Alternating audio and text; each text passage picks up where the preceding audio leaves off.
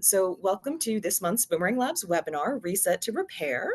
And we are joined by the Australian Repair Network's Professor Leanne Wiseman, who is going to explain how we shifted away from repair as the default norm and what we can do to reset to a repair first mindset. But first, as Boomerang Labs comms manager, I literally wouldn't be doing my job if I didn't tell you a little bit about us and this series. So we are Australia's first startup accelerator specifically for circular economy founders. And most of our programs are more intensive, but we wanted to have these free webinars to provide learning opportunities on topics of interest. So next month, we'll be doing the business of sharing with business leaders from GoGet and Lendicon, and that'll be on 17 October. And you can check out our events page on our website, follow us on LinkedIn and Instagram, subscribe to our monthly e-newsletter to get all of the latest from us. And we do have those more in-depth programs for startups at all stages. So please do check out our website if you're interested in those or if you know someone who might be. And I'm joining this morning from Gunditj Mara country, and I'd like to acknowledge the traditional custodians of the lands on which we all live and work and pay our respects to elders past and present. And now I'm going to turn it over to the person you actually came to hear talk. Take it away, Leanne. Thanks so much, Alison. Thank you and welcome everyone. It's nice to see some familiar faces. Some of you have probably heard me talk many times before, but Alison has kindly shared some questions, so I have focused this a little bit around some of the questions. Just to begin, I would like to and Griffith University would like to acknowledge our Aboriginal and Torres Strait Islander peoples as the first Australians.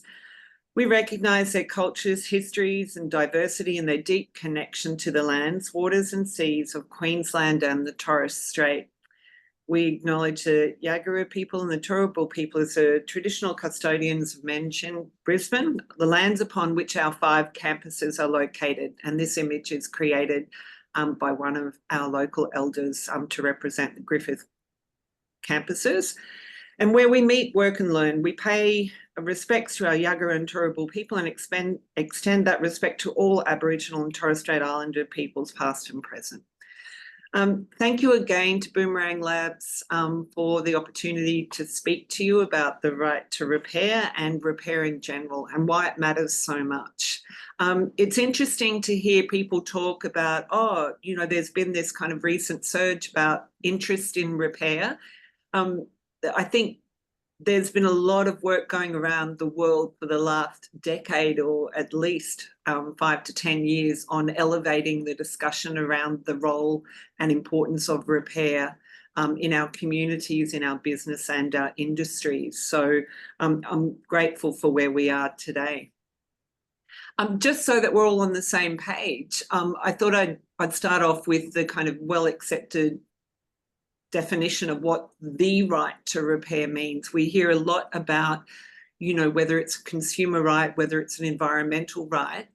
But in one sense, the right to repair is advocating that everyone, and this is where we differ from the European approach. It's not just consumers, it's not just a consumer right, but everyone, our motorists, our farmers, our biomedical technicians, our businesses and our industries should have the ability to have all of the smart goods and devices and machines repaired at a competitive price using the repairer of their choice and not being locked into a manufacturer's authorised repair network, which is, we know in many of our product categories, that's where we are. So to begin, Australia really officially joined, although I spoke about the right to repair with farmers in Wickerpen in 2015 in Western Australia, a fantastic broadacre wheat crop growing area. Australia's regulatory response to the right to repair really commenced in around 2020 to 2021, when Shane Rattenbury, the Consumer Affairs Minister of the ACT, took up this matter and gave it to our Treasurer. And then a referral was made to our Productivity Commission to look into what the barriers were in Australia for the right to repair. So you can look at the timeline there. On the 29th of October 2020, terms of reference were given to our Productivity Commission, our economic think tank. A issues paper was released at the end of 2020, and there was really a 12-month inquiry. This was a really world-breaking first national inquiry into barriers to repair. So we had public consultations, public submissions from everyone, businesses, individuals, companies, opponents and proponents of repair in Australia. And what was interesting is right at the very start, the Productivity Commission in its issues paper recognised that to realise an Australian right to repair in a practical way, it would involve a range of policy responses. So it involves consumer rights and re-education, competition law, intellectual property law, and changes to product labelling and design standards, as well as the environmental and resource management issues. So it's a very broad response that is needed to elevate repair in our Australian society. So why is repair so important? We hear a lot about moving higher up the waste hierarchy. Everyone, councils, state governments, federal governments are recognising the important role that repair and reuse will play. For 30 years, Australia has invested in recycling, and recycling is doing a fantastic job, but we know that we can't recycle our way out of the global crisis that we are facing with our waste. So when we look at all of the R's in the waste hierarchy, we need to focus higher up on reduction, reuse, repair. And how do we do that when we haven't really had a history? We know, as the Productivity Commission recognised, that there are a lot of work needs to be done on manufacturer warranty and consumer rights, but it also encompasses open and fair competition in our market. So this is the economic waste that we talk about. A lot of industries are having to replace equipment in hospitals, in farming, in mining, before their time, really. So we know that in terms of the product longevity is not as it used to be. So this really raises a question around economic waste. You're having to replace your appliances or MRI machines or whatever it might be much sooner. So that contributes to the environmental waste, but it's a huge economic waste for Australia. So we need open and fair competition in our aftermarkets and not to be locked into authorised repair. We see a lot of the products in our markets now are manufactured overseas, and COVID really highlighted where there's a break in that supply chain, that we don't have access to spare parts and tools and information that we need to keep our products in use for longer. What we have seen through the 120 or so repair cafes, the people actually doing repair in Australia, is there's huge social benefits of repair as well. That transfer of knowledge, of repair skills that is happening in our community repair cafes, but also that social inclusion and addressing the digital divide between communities. So there is a huge social impact and benefit of repairing and reusing as well. So this is why repair is so important. It's not just about environmental waste. There's a whole lot of other things that we have to think about when we're looking at policy responses to repair. So if we look at how the Productivity Commission approached it, at the heart of many of those barriers to repair, and that is consumer rights, competition rights, are the intellectual property rights. And this is where I first really entered into the research that I do around the right to repair. We know that product design plays a key role in design for disassembly. So if products were designed better, they would be easier to repair.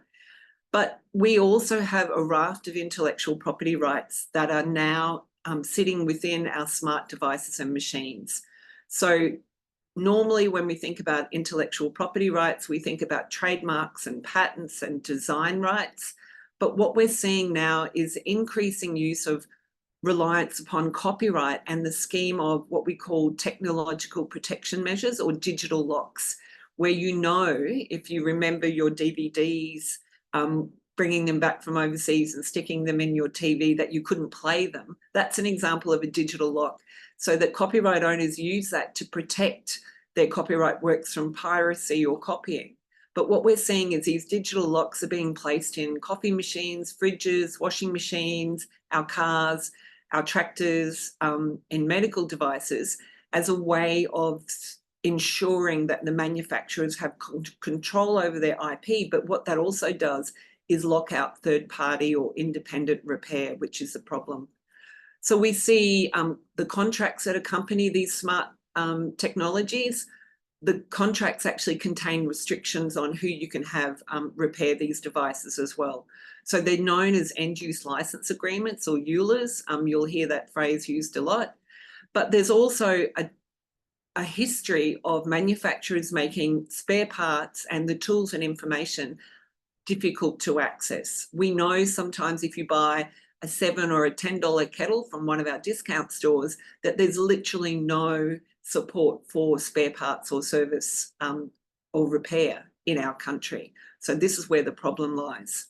We are seeing in Australia a diminishing repair and service market, and that is largely because of these challenges around accessing spare parts and information.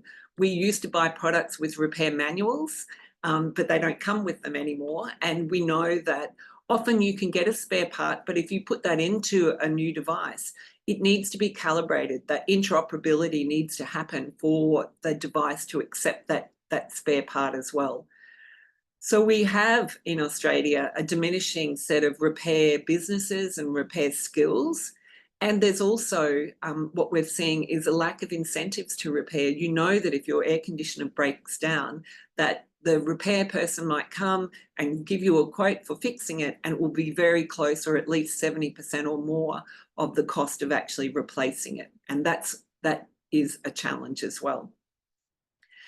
So interestingly, in Australia, unlike a lot of the other jurisdictions that are dealing with right to repair legislation, from the stakeholders that made submission to the Productivity Commission, we saw these main key stakeholder groups emerge: consumer electronics and appliances, agricultural machinery, automotive industry, medical device and assistive technologies.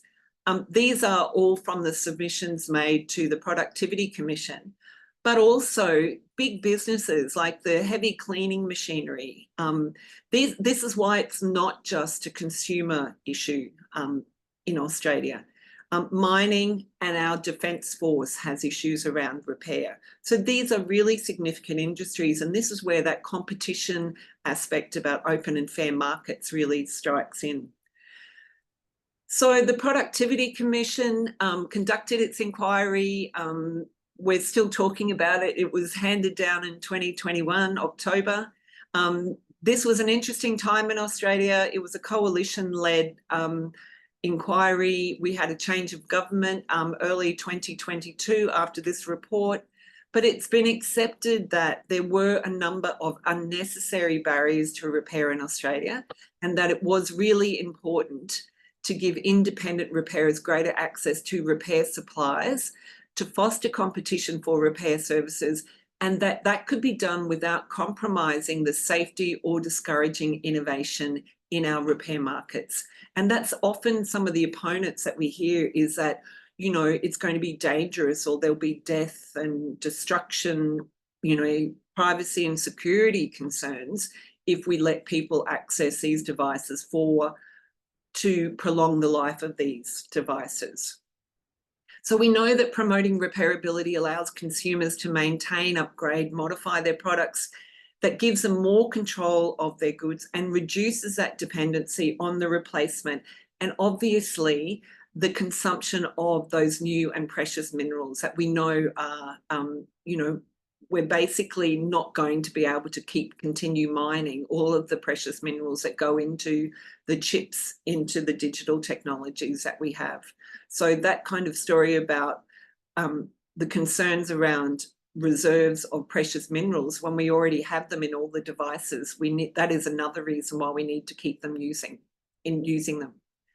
So as I said, consumer rights and consumer education, we often hear people talk about behaviour change in the right to repair movement. And there's always the kind of response, oh, well, people don't really want to repair their things and it's too hard to repair their things. What we see is that under our existing Australian consumer law, there are obligations placed on manufacturers and importers to provide spare parts and repair facilities for a reasonable time after purchase. This is in addition to the 1 or 2 year manufacturer warranty that your manufacturer will give you. So everyone knows about the 1 or 2 year manufacturer warranty where you can return the goods back to the manufacturer or retailer. But we have also, in addition to that, our consumer law rights that will extend beyond that, because they are obliged under Australian law to provide spare parts, replacement or refund for a reasonable period of time. And what is a reasonable period of time would really depend on the product. In the Productivity Commission's draft report, there was a recommendation which was not picked up in the final report, but it was a recommendation that the ACCC, our Competition and Consumer Commission, should actually work in partnership with manufacturers to work out what the product lifespan of some of their manufactured goods were. So, for example, if you spend $4,000 on a smart fridge these days, you should expect them to last for more than 1 or 2 year manufacturer warranty. They should perhaps last for 7 or 10 years, which is what the UK and Europe expect of their manufacturers. And this is where our consumer rights would sit. So there is an education piece around people understanding that they have these additional rights. We know that manufacturers like to upsell a 2 to 5 year addition to your manufacturer's warranty, and that gives you that coverage. But often we see that those extended warranties are just providing what our existing law already gives you as a consumer.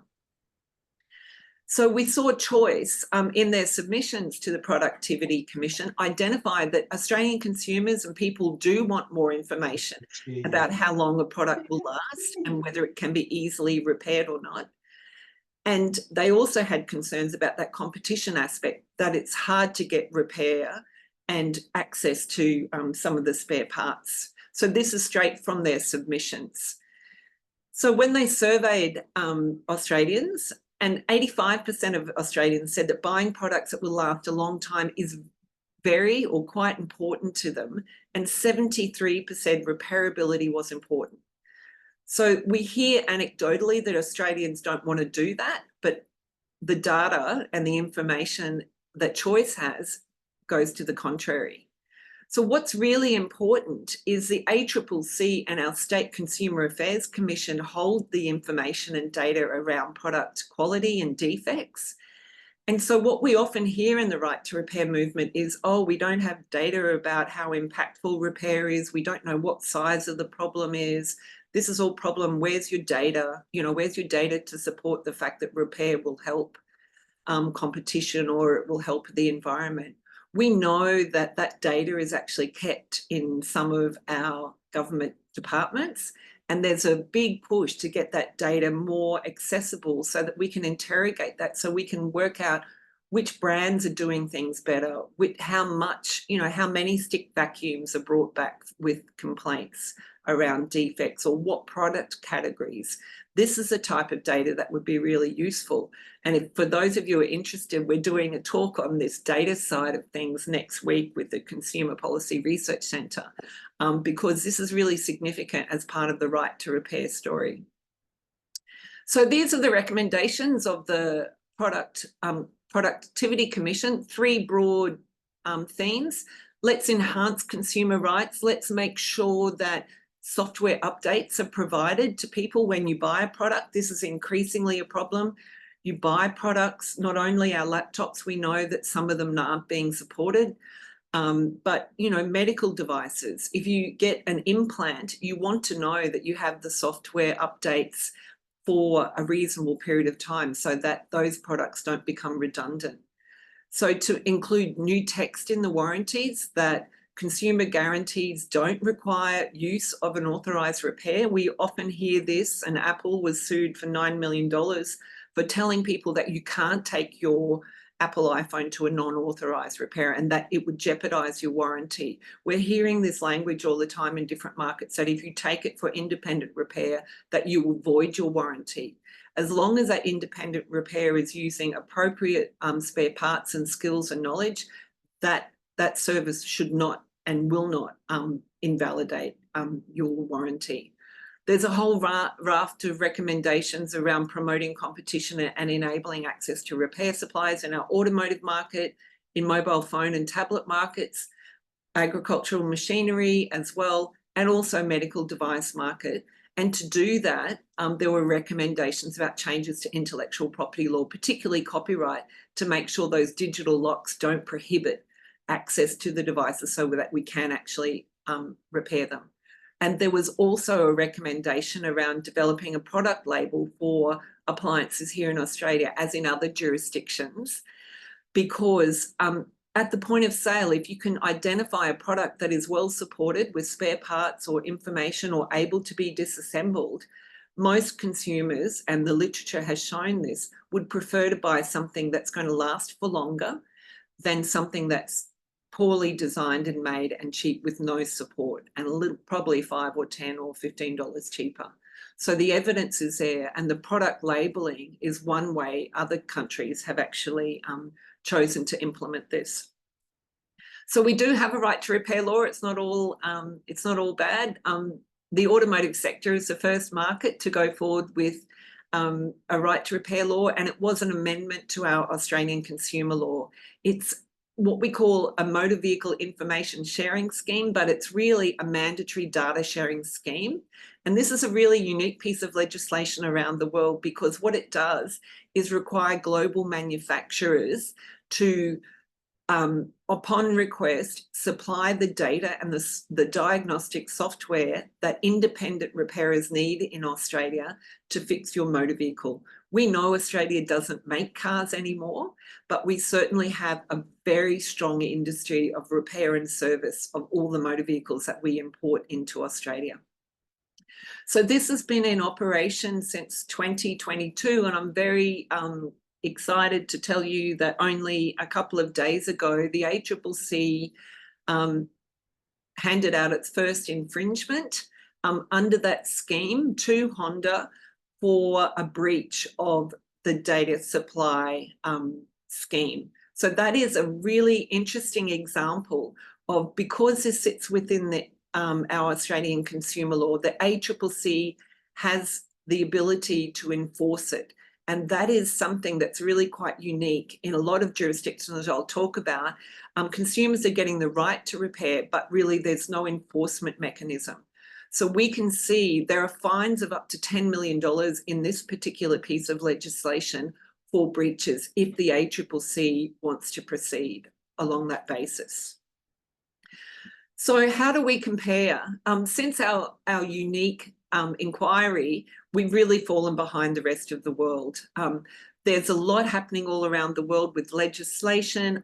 Canada is going forward with IP reform. We know the United States has streaked ahead with pieces of right to repair legislation in a number of states. I'll speak about that. But India has done some fantastic initiatives around a dashboard for consumers in African countries, and Chile, South Korea. There's a lot happening, but Australia has really just progressed in the automotive market.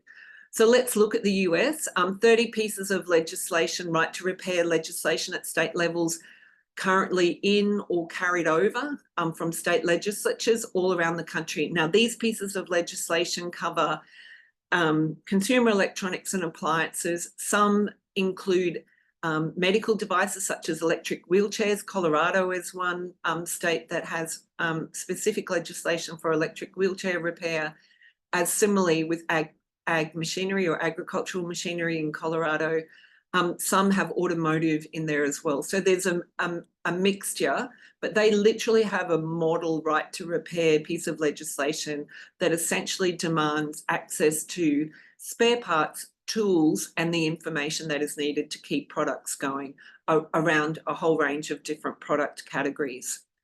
So interestingly, what we've seen is quite a different approach to the European countries. France is a leader in this area. They have introduced what we know as a French repairability index, and this is where Australia had the idea of a repairability label. So their repairability index appears on a number of appliances and goods, so large appliances as well. And there's a mark out of 10 put on that product at the point of sale so that consumers can see, and there's a whole raft of criteria to get to that score. It's about disassembly, it's about access to spare parts and information. Do you need common tools to disassemble and insert the spare parts, etc., etc. So that is a voluntary code. So a lot of manufacturers have come on board and they are designing better as a response. So what we're seeing is there has been literature and scholarship and reports produced around how this is influencing consumer choice and consumer behaviour in purchasing.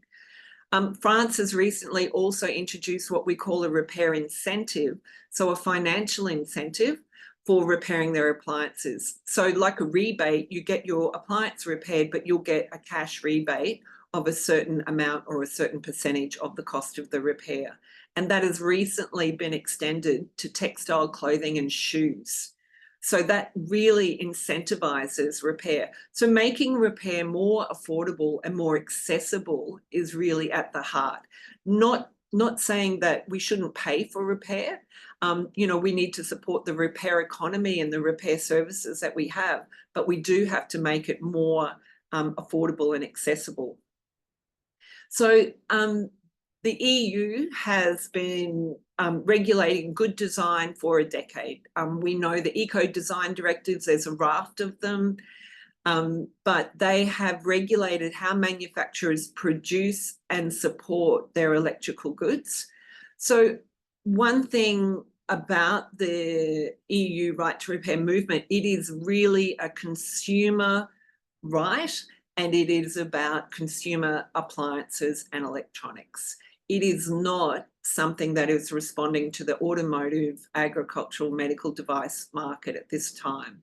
But they have done an amazing amount of regulation, really positive regulation around batteries, for example. So enabling or mandating design that enables batteries to be swapped out, to be able to be removed, to identify what kind of batteries are in your devices. Many people I speak to aren't aware of the fact that there's batteries in your electric toothbrushes, for example, so they just bin them. And this is where we see the, the explosions in our rubbish trucks and our waste sites from, carelessly disposed of batteries, but people are often not knowing that there are those lithium batteries in there. So battery and spare parts should be available for 5 years. Basically making sure that the batteries are able to be identified and taken out. So they have in April this year passed an EU directive on the right to repair, which has really been hard lobbied for and hard fought for in Europe. What the directive means is basically it's an overarching requirement that every member state within 2 years will have to implement those principles into domestic legislation. So European Parliament has banned basically parts pairing, and I talked about that, where you swap in a screen or a battery into you can have 2 iPhone 13s, take the screen off one and try and put it on the other, and it won't accept that because of that interoperability and part pairing that goes on with the software of devices. It might come as some surprise to you if you smash your windscreen, if you're driving around country Australia, you just can't put another windscreen in your vehicle now. There's so many sensors that are in our smart cars that'll need to be calibrated with the rest of the vehicle by an authorised manufacturer, for example. So what is really interesting, there's rules around smartphones and tablets. You knew that they changed to a USB-C cable. That's a really simple example of mandating that everyone would have to use the same cable. So you only need one cable now for your laptop, computer, whatever it might be. a lot of people say there was a lot of pushback from designers saying, oh, but we should have the freedom to do, different designs for different charging and make it better. And, you're capturing us at a certain point in time. But the environmental savings of having one standard just means that everyone doesn't have, 27 cords, as we all know we do. So the issue is still outstanding about the price of spare parts. Some of them are still only available from authorised manufacturers, and therefore they are at an inflated price. And we know that a lot of us go on to Amazon or whatever website to try and find a cheaper version of some spare parts. But what I like to kind of talk about is the fact that the member states must, within 2 years, implement at least one national measure that will promote repair. This is what Australia really needs. So it can either be a financial repair, so you can finance training programs for repair skills around repair, or it could be financing a repair voucher or a repair incentive scheme. So there's lots of different ways that you can invest in enabling or facilitating repair. But there's also non-financial options, such as supporting the existing community-led repair initiatives or information campaigns. So just getting the word out there. Everyone kind of knows that repair is sensible. It's almost so obvious that it goes without saying. But just having this conversation and not just restricting it to the waste world. A lot of people saying it's not only about waste, it's about everything. It's about skills, it's about education, it's about open and fair competition and consumer rights. So it's all of those things. Just as an example, I love this. This is from Wales. They have policy and they have a huge societal and cultural change that's happened in Wales. And they have basically legislation that prioritise a better Wales, like a better world, basically. And they have a policy called Beyond Recycling, which is really fantastic. It recognises the important role of recycling, but the fact that we won't be able to solve our challenge of a more circular economy, a better world to live in for our future generations, if we only rely upon recycling. We've had 30 years of recycling investment and infrastructure in Australia, but we still have a huge waste problem that recycling can't solve.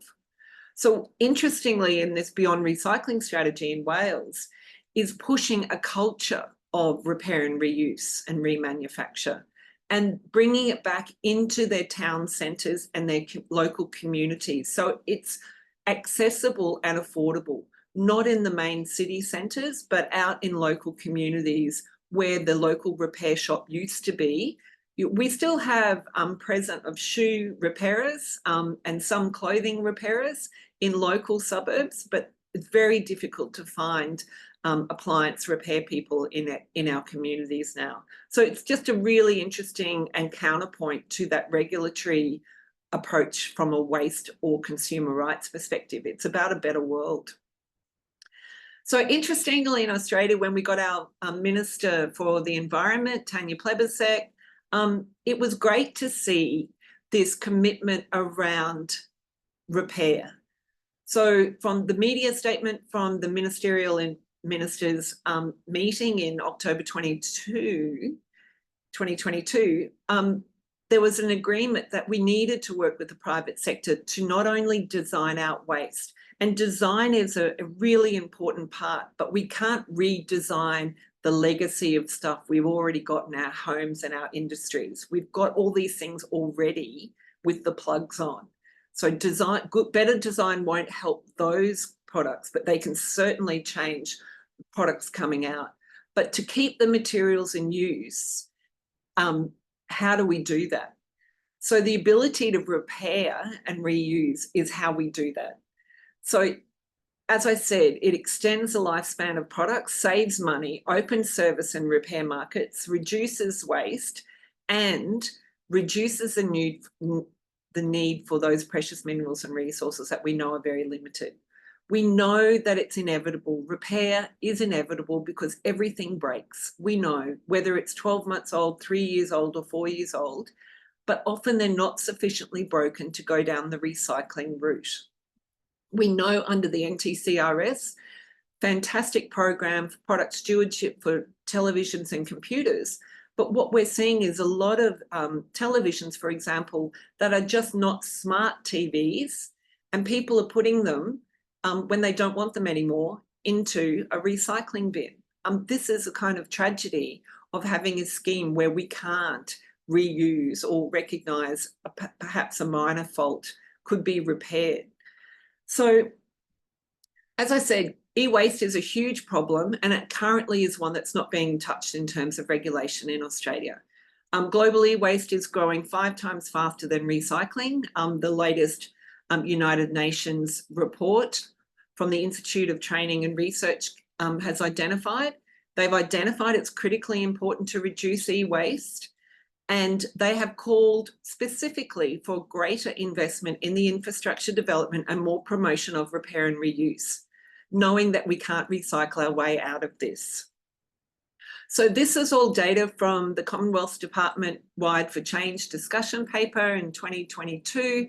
So this is when they released their discussion paper about solar panels, PVs, but also e-waste. We can see some of the data, like we are projected to rise to 30% by 2030. We only recover a third of the total value of the material in e-waste that we generate. And so this data was the most recent at the time when the discussion paper came out. But in 2019, Australians sent 430 million's worth of materials to landfill along with the e-waste. So we know it's a significant problem.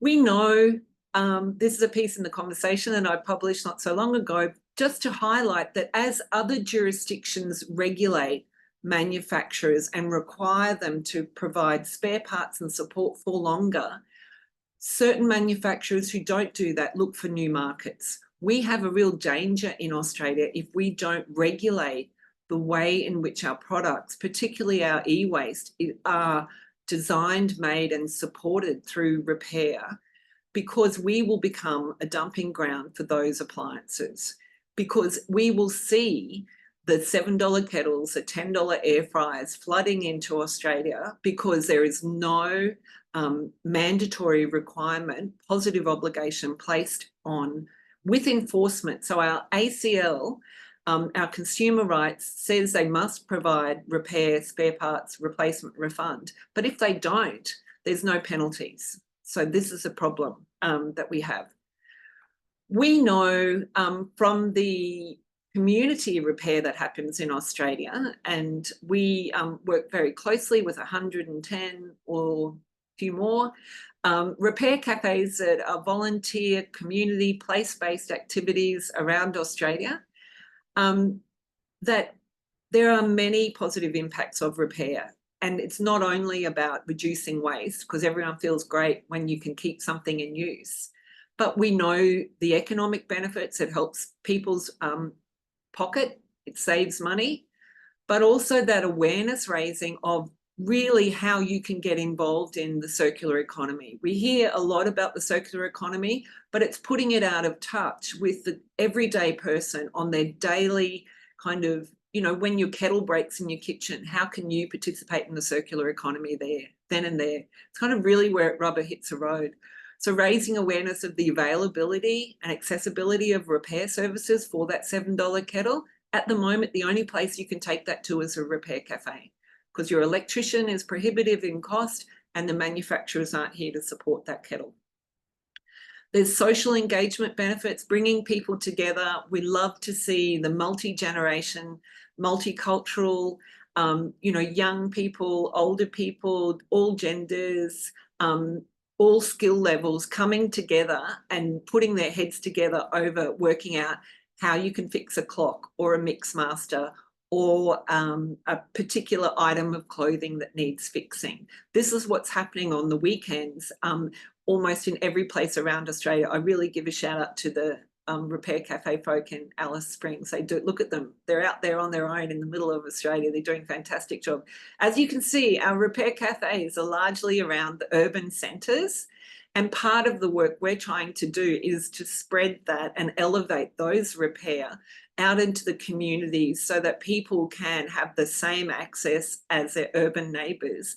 But also, we see, and as with the automotive market, the more people are aware of repair and what it can do, that the politicians are moved by social movements. And this is where the repair cafes play a really important role. We know that it brings a whole raft of hope and joy to a lot of people. We've seen mental health benefits from surveying our volunteers. It was overwhelming to see the number of positive comments from people who said, I really look forward to coming to this community event. I use my skills, people respect me, I feel valued, I've made friends, I feel so much happier. And it is just a wonderful experience for people to identify that they are valuable and that they can share their skills with other people. Everything is free at a repair cafe. So people give up their time. They're often in premises like a church or a community centre, and many exist on little or no funding. So they can barely scratch together the $1,500 that they need for the insurance for the premises in some cases.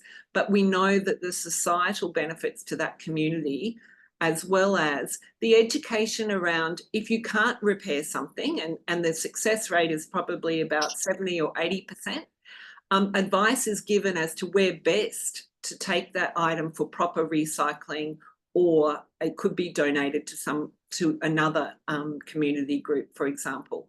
So it's not only about, not everything can be fixed, but there's an education piece as well. So what we are working, while we wait for the regulators, local, state and federal, and everyone has a role to play, I'll talk a little bit about that, is to build this awareness raising and building a repair economy in Australia. In many of the developing nations, they still have a repair economy. They can get things fixed easily, their clothes mended easily. This is something that a lot of developed nations have lost the art of. So to support policy for a flourishing repair system, it requires industry support as well for repair, open and fair competition in those repair markets, education for consumers. It provides social inclusion, knowledge, skills training, addressing that digital divide, the work that Annette Brodie does at the Reconnect project, repairing mobile phones and then redistributing older phones to people at risk or vulnerable communities. It's fantastic, fantastic stories. So we see a whole lot of these benefits of repair in universities, in communities around Australia. As I said, we've got hundreds and hundreds of people benefiting. But what we need to do to elevate repair, and a lot of regulators at all levels say, what can we do? What can state governments do? What can federal government do? What can local councils do? So there are levers for all different levels of government and industry. At the federal level, yes, there are laws that are federal laws like our consumer law, our IP law, our competition law that needs tinkering with, improvements. Waste management often sits with state governments. They control waste levies, for example, and local councils are the ones that actually work with communities and work with their resource recovery sites as well. So we say, look, if we look at the 30 years that we've had in recycling, and we still have people, we still hear people putting the wrong things in the yellow bin. And so that consumer education, it doesn't happen overnight. We've had a huge investment in infrastructure and we've seen fantastic results. But I'm asking regulators to think about repair and reuse in that same way. We have to start somewhere. We have to start investing in infrastructure and policy support so that in 20 years' time, we can have that flourishing repair ecosystem that we have, whether it be through repair labelling or repair incentives or awareness raising or supporting community repair. Other countries are doing it and it's time for Australia to do it too. So thank you.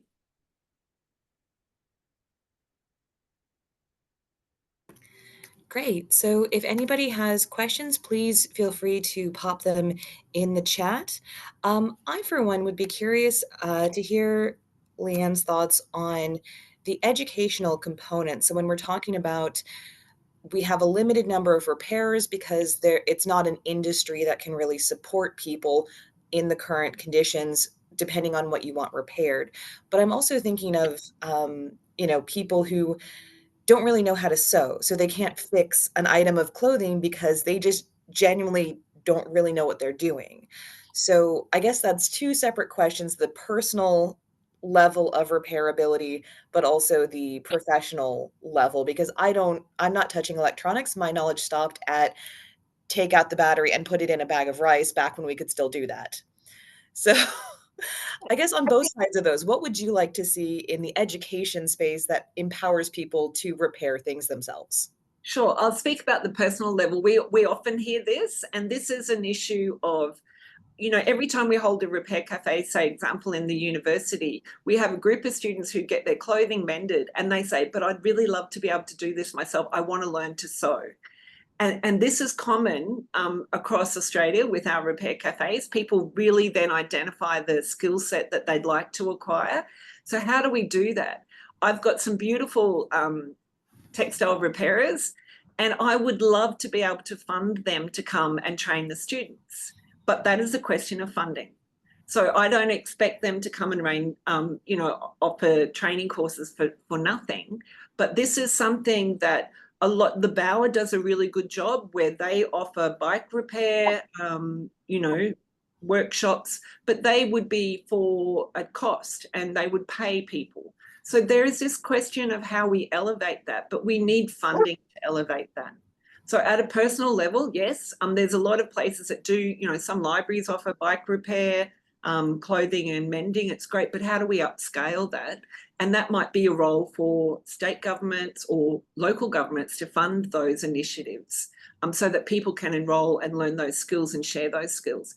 But the appliance markets that we have already, we know that there are some fantastic fridge appliance people out there or electrical appliance people out there. But what we're challenged in Australia is we don't really have a peak body of repairers. How do I contact all of those individual businesses and repairers to elevate them, to make people know? And there's a very good example in northern New South Wales where they have basically a repair and share trail where they're encouraging local repair businesses and sharing libraries, our cousins, to register their businesses so local people in that region can actually find out, oh, there is a appliance repair person here. So I think the automotive industry was so successful because all of their independent repairers in Australia are a member of their peak body, which is the AAA, the Australian Automotive Aftermarket Association.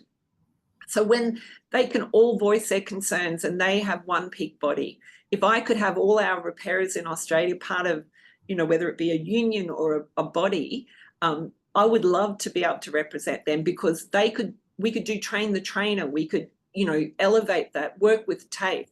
TAFE has there's an interesting challenge there. They like to see courses developed in conjunction with industry, but we know that this is an area where a lot of industry aren't really willing to share that knowledge and skills. So how do we get those courses up for how you fix fridges if the manufacturers don't really want that?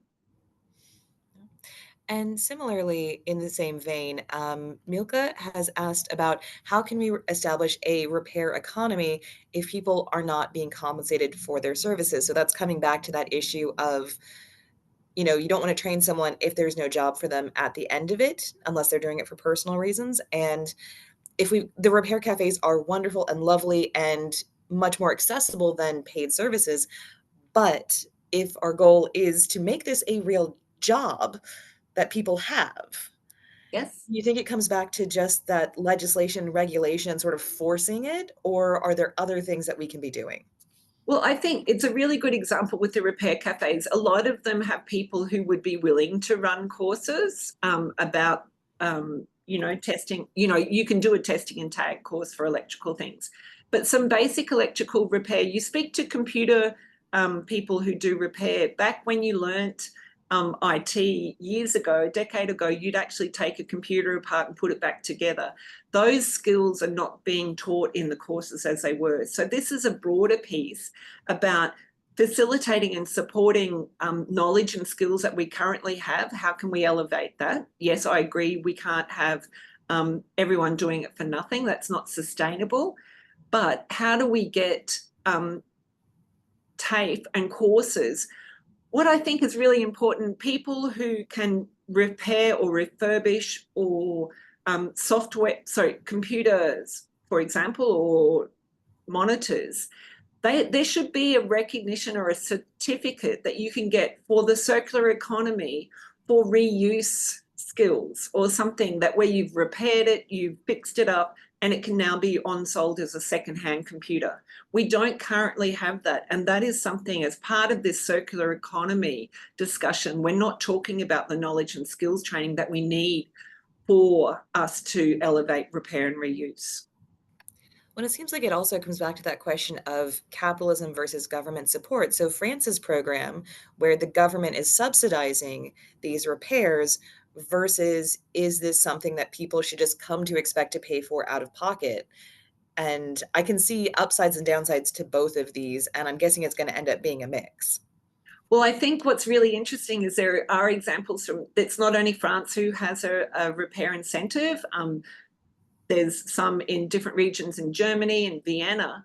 And some of those repair incentives were funded with a couple of $1 million euros of post-COVID to try and get society back up and running again. But France has taken the different, and they've used an EPR scheme, so an extended producer responsibility scheme, and the manufacturers themselves are funding that rebate in France. And this is an example of how it could be sustainable. You know, if the manufacturers aren't going to repair the goods themselves, they should encourage people to repair them and perhaps offset some of the cost of that. And Belinda has asked about, is there any resource like a one-stop shop type guide for everyday Australians to consult? Because we have so many products that may need repair and different kinds of repair. So is there a guide that Belinda could refer to if an everyday person is just asking, what should I be asking, first of all, because you were talking about, the warranties and what are our rights and all of that, but also when you actually need something repaired, Yeah. where So can you in terms of your knowledge and rights, the ACCC is our place that has lots of information about what your actual rights are. But the questions that you need to ask in terms of which products are better or what you should be looking for in a product, we don't have. And the reason we don't have that in Australia is because a lot of these products are not made here. So it's, iFixit has a fantastic resource about how they have the repair manuals for a whole range of products. But in Australia, we could mandate some of our home grown appliances or equipment to set out certain things on a product label. But when we're getting so many imports, how would we do that? There are brands in our market now that a lot of people aren't familiar with. So no, Belle, there's not one.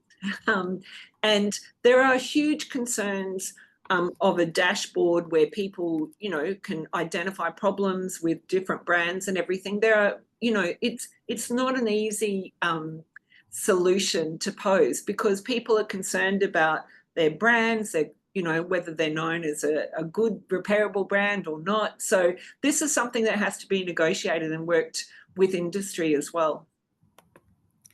Great.